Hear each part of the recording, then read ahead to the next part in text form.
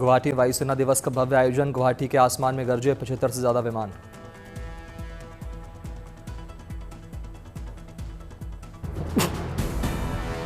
तेजस और Rafale jets का aerobatic display, साथ ही अवाक्स विमान और स्केट के विमान शहर में पहली बार दिखे।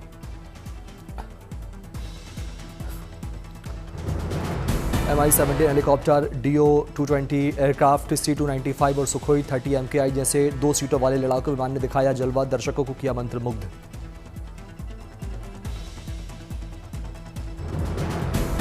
ये एयर शो भारतीय वायुसेना की ताकत और आधुनिकता का एक शानदार प्रदर्शन, युवाओं को सेना में शामिल होने के लिए प्रेरित करना है मकसद।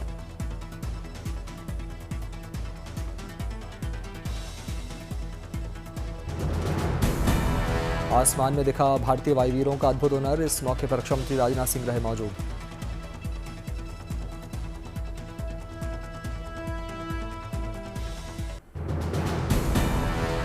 उत्तराखंड की रजत जयंती समारोह में शामिल हुए पीएम मोदी, 8,260 करोड़ की विकास परियोजनाओं का दिया तोहफा।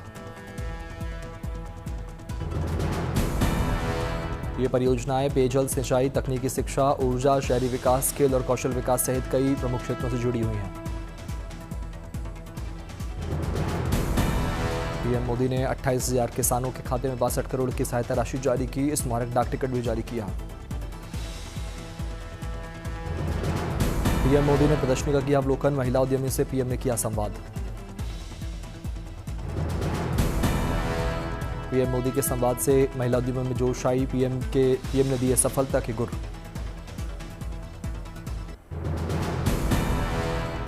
पंडित धीरेन्द्र शास्त्री के सनातन हिंदू एकता पदयात्रा का आज तीसरा दिन, कलश के साथ बाबा बागेश्वर के स्वागत में पहुंची महिलाएं। सनातन हिंदू एकता पदयात्रा में शामिल होने कावड़ के साथ पहुंचा युवक, यमुना की सफाई का लिया संकल्प, वृंदावन में यात्रा के समापन पर बांके बिहारी मंदिर में चढ़ाएगा जल। भजन गीतों के साथ आगे बढ़ रही है सनातन हिंदू एकता पदयात्रा, युवक की दिखी अगाध आस्था, दंडवत करते हुए पदयात्रा में हुए शामिल।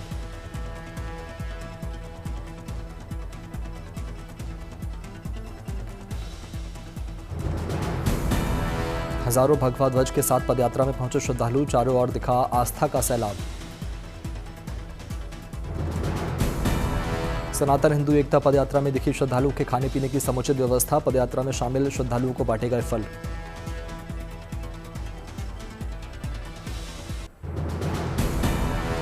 सनातन एकता यात्रा में बड़ी संख्या में उमड़ रहा श्रद्धालुओं का हुजूम, कथावाचक अनिरुद्धाचार्य भी बाबा बागेश्वर के साथ नजर आए।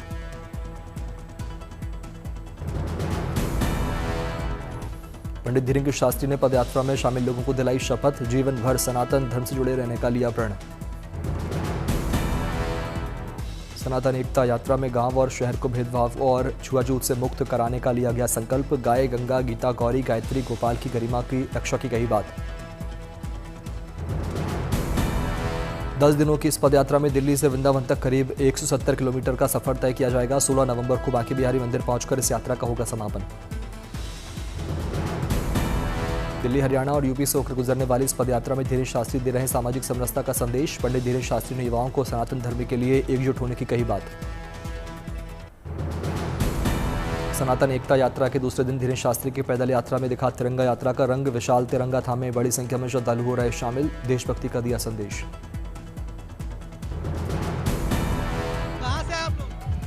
हिंदुस्तान। कहां से आए?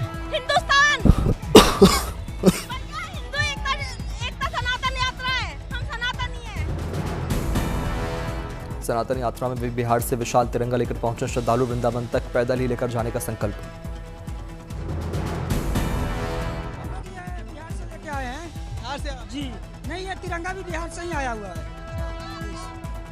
लेकर जाओगे वृंदावन तक, दिल्ली से आ रहा है, वैसे जाएगा वृंदावन तक। साथी हैं हम लोग कम से कम 6-7 लोग हैं। सनातन यात्रा में भगवा झंडों से फटा पूरा रास्ता, धीरेन्द्र शास्त्री की पिछली ओरछा यात्रा में शामिल रहे बहुत से श्रद्धालु भी हुए शामिल।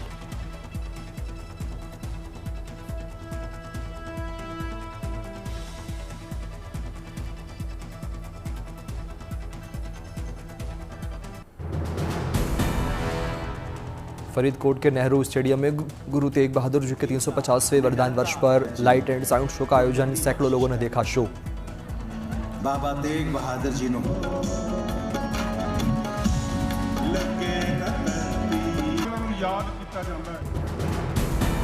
लाइट एंड साउंड शो में गुरु तेग बहादुर जी, भाई मतीदास, सतीदास और दयाला जी के बलिदान की झलक दिखाई गई। कार्यक्रम ने दर्शकों को किया भाव विभोर। लोगों ने सरकार से ऐसे कार्यक्रम जारी रखने की अपील की। ऐसे कार्यक्रम, धार्मिक शो नई पीढ़ी को गुरुओं के बलिदान से जोड़ते हैं। मानवता के सम्मान का प्रतीक है गुरु साहिब का बलिदान। गुरु तेग बहादुर जी का संदेश सभी के लिए प्रेरणा स्रोत।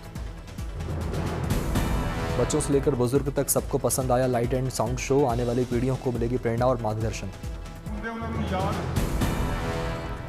फाजिल्का में गुरु तेग बहादुर जी की शहादत को नमन करते हुए भव्य लाइट एंड साउंड शो का आयोजन। रंग बिरंगी रोशनी और संगीत से सजी श्रद्धा की शाम। फाजिल्का के ऐतिहासिक मैदान में गूंजी गुरु तेग बहादुर जी के बलिदान की गाथाएं। लाइट एंड साउंड शो ने खींची सैकड़ों श्रद्धालुओं की भीड़। रोशनी और संगीत के संग दिखी श्रद्धा और समर्पण की अनोखी मिसाल। गुरु तेग बहादुर जी को दी श्रद्धांजलि। उदयपुर में शुरू हुई ट्राइबल वुडक्राफ्ट वर्कशॉप। राज्य के 25 शिल्पकारों ने लिया हिस्सा। यहां आदिवासी कलाकार परंपरागत लकड़ी शिल्पकला का कर रहे हैं प्रदर्शन। स्थानीय युवाओं को रोजगार और हुनर से जोड़ने का उद्देश्य।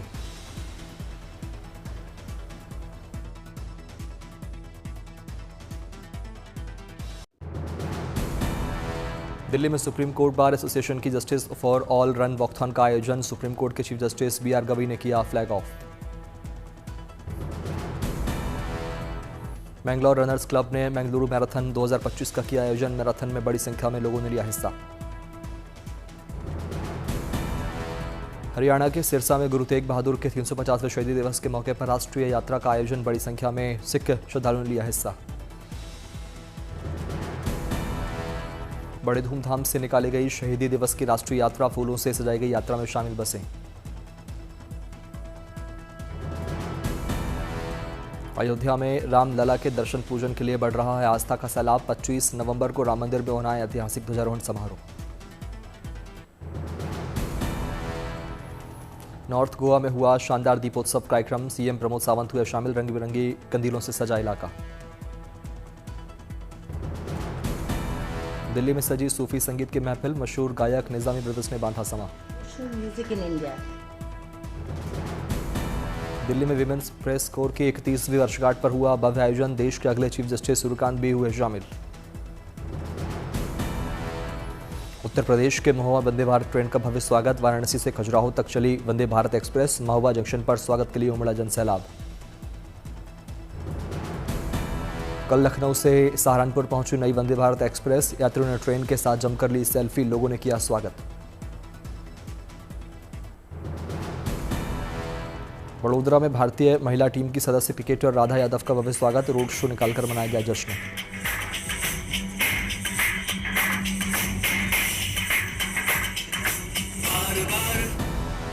भारतीय टीम के महिला वर्ल्ड कप जीतने के बाद पहली बार वडोदरा पहुंची राधा यादव। एयरपोर्ट से लेकर क्रिकेट अकेडमी तक हुआ रोड शो।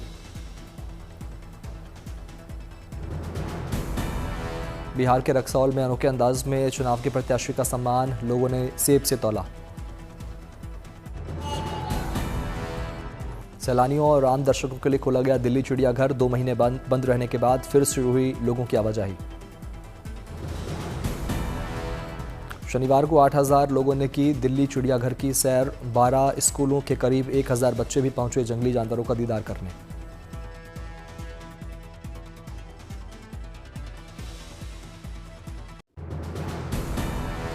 गुजरात में बारिश से प्रभावित किसानों में खुशी की लहर। सरकार ने दिया 10,000 करोड़ रुपए का मुआवजा।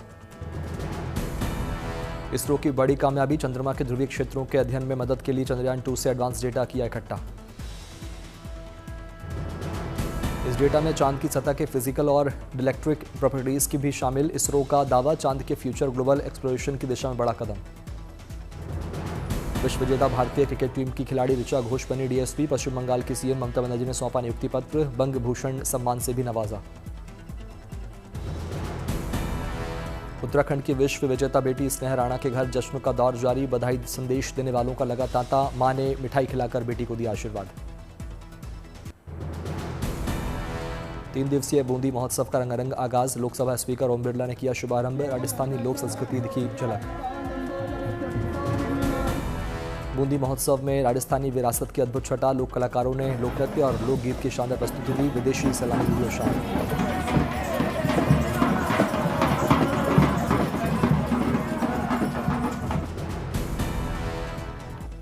प्रधानमंत्री नरेंद्र मोदी ने सुप्रीम कोर्ट में राष्ट्रीय संमेलन का किया उद्घाटन। कानूनी सहायता वितरण तंत्र को मजबूत करने पर जोर देना मुख्य उद्देश्य।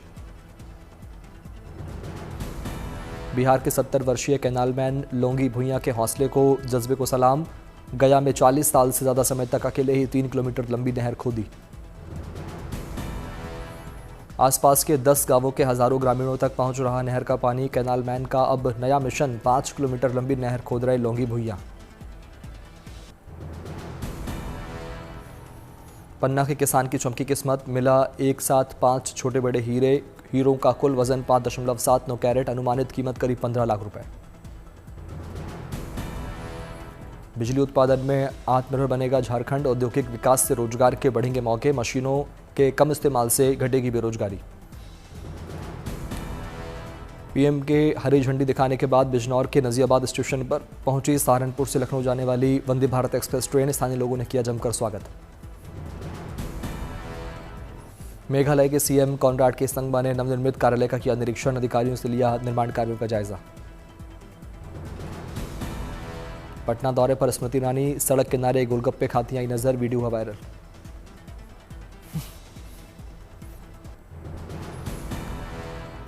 दिल्ली और आसपास के इलाकों में बढ़ने लगी है सर्दी, धुंध और कोहरा छाए रहने के भी आसार। दिल्ली में शनिवार को दर्ज किया गया सीजन का न्यूनतम तापमान, 11 डिग्री सेल्सियस तक पहुंचा रात में पारा।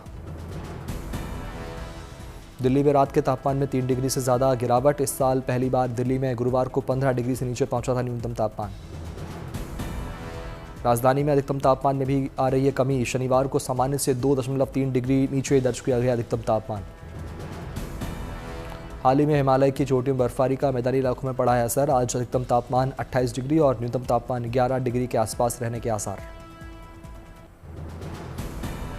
बारिश का दौर थमते ही पूर्वी राजस्थान, पश्चिमी मध्य प्रदेश, दक्षिणी पंजाब और दक्षिणी हरियाणा में बदला मौसम का मिजाज। रात का तापमान सामान्य से लगभग 4 से 7 डिग्री सेल्सियस कम। पूर्वी राजस्थान, मध्य प्रदेश और पंजाब में शीतलहर। उत्तर पश्चिम भारत के मैदानी इलाकों में 2 से 4 डिग्री सेल्सियस तापमान कम होने का आसार। मध्य महाराष्ट्र के कुछ हिस्सों में शीतलहर से बढ़ी ठंड। उत्तर पश्चिम और मध्य भारत के कुछ क्षेत्रों में 6 से 7 दिनों में 2 से 5 डिग्री सेल्सियस तापमान कम होने की संभावना। जम्मू कश्मीर के कई जिलों में चक्रवाती तूफान के साथ शीतलहर। उत्तरी पंजाब में शीतलहर से बढ़ी गलन। 13 नवंबर तक तमिलनाडु में गरज के साथ बारिश की संभावना। 8 से 9 नवंबर तक केरल में भी गरज के साथ हल्की बारिश का आसार।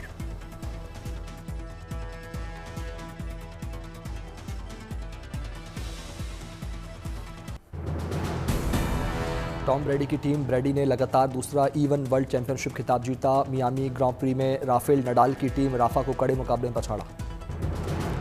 ब्रिटिश पायलट सैम कोलमैन और फिनलैंड की एमा किमिलेनन ने शानदार प्रदर्शन किया। फाइनल रेस 15 सेकंड के अंतर से जीतकर टीम ब्रेडी को 2025 का ताज दिलाया। E1 वर्ल्ड सीरीज में लगातार दूसरी जीत पर ब्रेडी जताई खुशी। टीम स्प्रिट को जीत की वजह बताया। चैंपियनशिप में दूसरे स्थान पर रही टीम राफा, जबकि ब्लू राइजिंग को मिला तीसरा स्थान। विल स्मिथ की वेस्टब्रुक रेसिंग ने टॉप 5 में जगह बनाई। अमेरिका में पहली रेस के साथ E1 सीरीज को मिला नया जोश और वैश्विक पहचान। सुपर टाइफून फंग वोंग ने रविवार को पूर्वी फिलीपींस में तेज हवाओं और भारी बारिश से नुकसान। हवाओं की रफ्तार 230 किलोमीटर प्रति घंटा तक पहुंचे। कई इलाकों में पेड़ और बिजली के खंभे गिरे। बारिश के कारण सड़कों पर भरा पानी। फिलीपींस में तूफान से पहले लाखों लोगों को सुरक्षित स्थान पर पहुंचाया गया। सरकार ने 1 लाख से अधिक लोगों की निकासी की पुष्टि की है। देश भर में तूफान की चेतावनी का संकेत जारी। मौसम विभाग ने इसे सुपर टाइफून घोषित किया है। सुपर टाइफून फंग वोंग, जिसे स्थानीय रूप से ओवान कहा जा रहा है, रविवार रात औरोरा प्रांत में टकरा सकता है। न्यूजीलैंड के टोंगारीरो नेशनल पार्क में भीषण जंगल की आग ने 1100 हेक्टेयर से ज्यादा क्षेत्र प्रभावित। आग पर काबू पाने के लिए अतिरिक्त विमान और हेलीकॉप्टर भेजे गए। शनिवार को शुरू हुई आग ने टोंगारीरो पार्क में फंसे थे 40 हाइकर्स। राहत कर्मियों ने सभी को एयरलिफ्ट कर सुरक्षित बाहर निकाला। रविवार को न्यूजीलैंड फायर सर्विस ने बताया कि 15 हेलीकॉप्टर और 5 विमान आग बुझाने के काम में लगे। वायु निगरानी से आग की सही सीमा का पता लगाया जा रहा है। रात में सुरक्षा कारणों से आग बुझाने का अभियान रोकना पड़ा। सुबह फिर से बड़े पैमाने पर ऑपरेशन शुरू किया गया। अधिकारियों का मानना आग पर काबू पाने में पूरा दिन लग सकता है। राष्ट्रीय उद्यान का बड़ा हिस्सा धुएं और राख से ढका। कनाडा में एक्सटॉर्शन के लिए फायरिंग करने वाले गैंग खिलाफ कनाडा सरकार की बड़ी कार्रवाई। 3 विदेशी नागरिकों को उगाही गैंग चलाने के आरोप में देश से बाहर निकाला।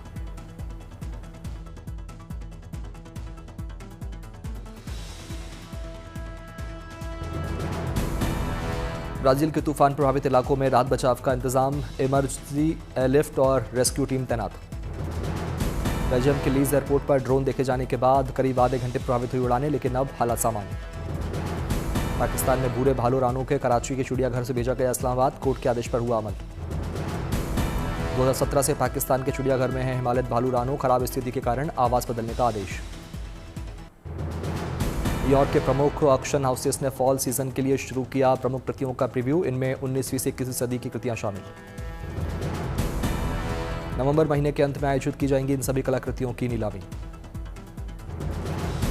35 से 45 मिलियन डॉलर है बास्कियाट की क्राउन की अनुमानित कीमत, जो 1981 की बास्कियाट कृतियों के लिए अब तक का सबसे अधिक। इटली के अप्रिलिया के मार्को बेचेजी ने पुर्तगाली ग्रां प्री के लिए हासिल की पोल पोजीशन। स्पेन के मार्क मार्केज ने पूरे सीजन से बाहर रहने का किया ऐलान। इंडोनेशिया में एक दुर्घटना में लगी चोटों के कारण लिया फैसला।